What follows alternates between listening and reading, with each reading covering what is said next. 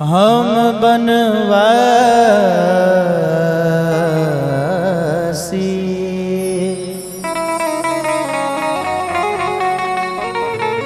कोल भी लोग कहिए इनका से हम बनवासी हो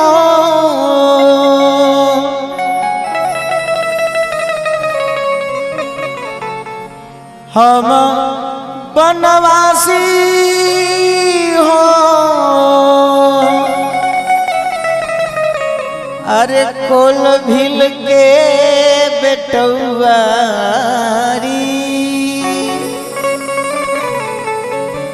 कोल भील के बेटवा तू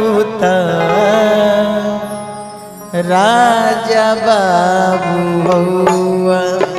तू राजा बाबू हौआ तू राजा बाबू हौआ तू राजा बाबू हौआ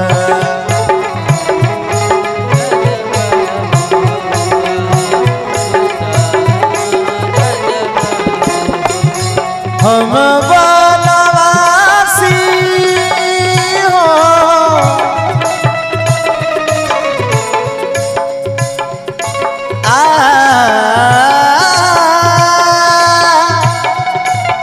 हम बनवासी हो कोल भील के बेटुआ तू राजा बाबू हौआ तू राजा बाबू हौआ तू राजा बाबू हौआ तू राजा बाबू हौआ तू राजा बाबू हौआ तू राजा बाबू हौआ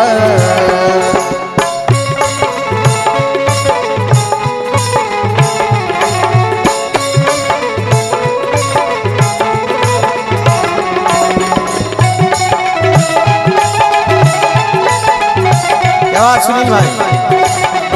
बाबू मानिक बाबू राजा बाबू क्या बात फुलटुन भाई अब देखें कोल भील समाज श्री रामचंद्र भगवान से कहिए आज हमरे घरे रहब की ना सच कह आज हमरे घरे हमरे घरे हमरे घरे रहब की ना सच कह आज हमरे घरे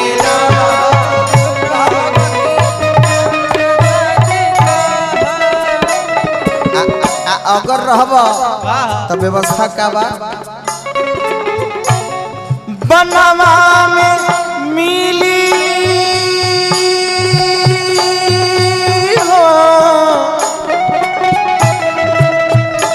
हाँ बनवा में मिली खाए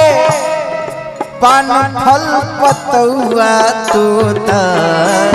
राजा बाबू हौआ तू राजा बाबू हौआ तू राजा बाबू हौआ तू राजा बाबू हौआ तू राजा बाबू हौआ तू राजा बाबू हौआ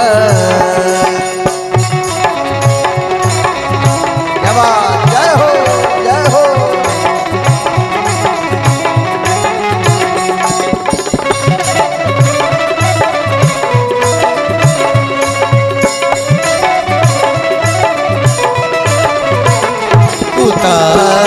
राजा बाबू हौआ तू राजा बाबू हौआ तू राजा। अच्छा एगो और बात ए गुलाब भाई उ कोल भी समाज के जो लोग बा उ कह रहल बा कि जो बनावट है आपके शरीर का ये बनवासी वाला नहीं लग रहा है। जरूर कोनो बात बड़ी सुंदर भाव से वो वन में रहे वाला कोल भील वनवासी लोग कैसे कहता है इनका से घरवा माई बाप हुई है और छोट भाई हुई है। घरवा माई बाप हुई है और छोट भाई हुई है। रे घरवा माई बाप हुई है, माई बाप हुई है, माई बाप हुई है और छोट भाई हुई है। घरवा माई बाप हुई है और छोट भाई हुई है। तपसी के भेष रउआ, तपसी के भेष रउआ लगता बनौआ लगता बनौआ तू त राजा बाबू हुआ, तू त राजा बाबू हुआ, तू त राजा बाबू हुआ, तू त राजा बाबू हुआ, तू त राजा बाबू हुआ, तू त राजा बाबू हुआ, तू त राजा बाबू हुआ, तू त राजा बाबू हुआ।